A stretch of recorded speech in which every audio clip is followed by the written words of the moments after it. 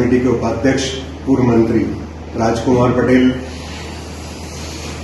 अवसर पे मिले हैं, तो मैं राजकुमार भाई आपसे पूछना चाहूंगा कि अभी तक भाजपा के लोग या भाजपा के पूरे बड़े से बड़े नेता तक राहुल गांधी को पप्पू बनाने की कोशिश करते थे।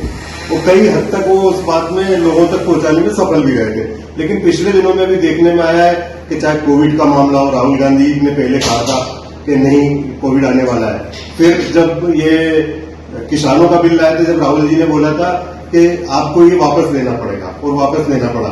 अभी जातिगत जनगणना में राहुल जी ने कहा था कि ये आपको कराना पड़ेगी, और आखिरी में जातिगत जनगणना पे उनको घोषणा करना पड़ी, मंत्रिमंडल में कैबिनेट में करना पड़ा। आपका क्या कहना है? देखिए, ऐसा है कि अब भारतीय जनता पार्टी भी इस बात के लिए मजबूर हो गई है कि उनको भी देश के बारे में सोचना पड़ेगा। अभी तक भारतीय जनता पार्टी जिस तरीके से सत्ता में आई, मीडिया का उपयोग किया, कांग्रेस को बदनाम किया, 2G, 3G, तमाम तरह के आरोप लगाए और एक ऐसा माहौल खड़ा किया था मीडिया के माध्यम से और सोशल मीडिया के माध्यम से, जिसके चलते जनता संभवतः ये मानने लगी थी कि शायद अगर भारतीय जनता पार्टी आएगी तो कुछ अच्छा करेगी।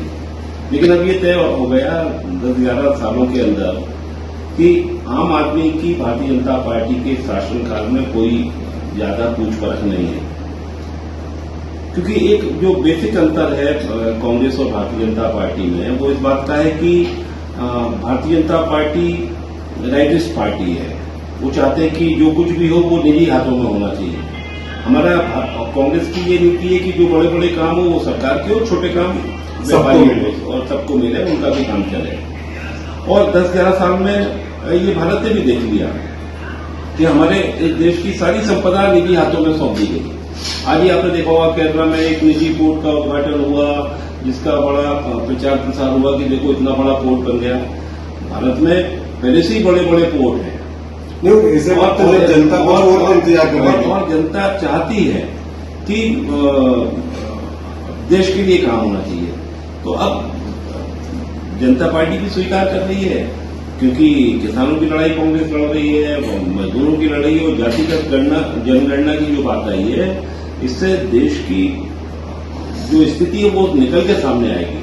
और कांग्रेस यही कहती थी, हमने भी 2011 में भी जब जनगणना हुई थी उसमें भी जातिगत जनगणना का उल्लेख था, लेकिन भारतीय जनता पार्टी ने 11 साल तक उसको दबाए बैठी, अभी भी उस जनगणना को उन्होंने जारी नहीं किया है। आज भारतीय जनता पार्टी हमसे कहती है आपने क्यों नहीं कराया?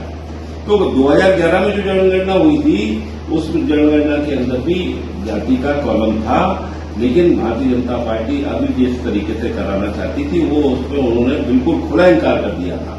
तो अब देश चाहता है कि सबको एक ढांचा ऐसा सिस्टम डेवलप हो जिसमें कि इस देश का हमको कम से कम मूल बात तो समझ में आए।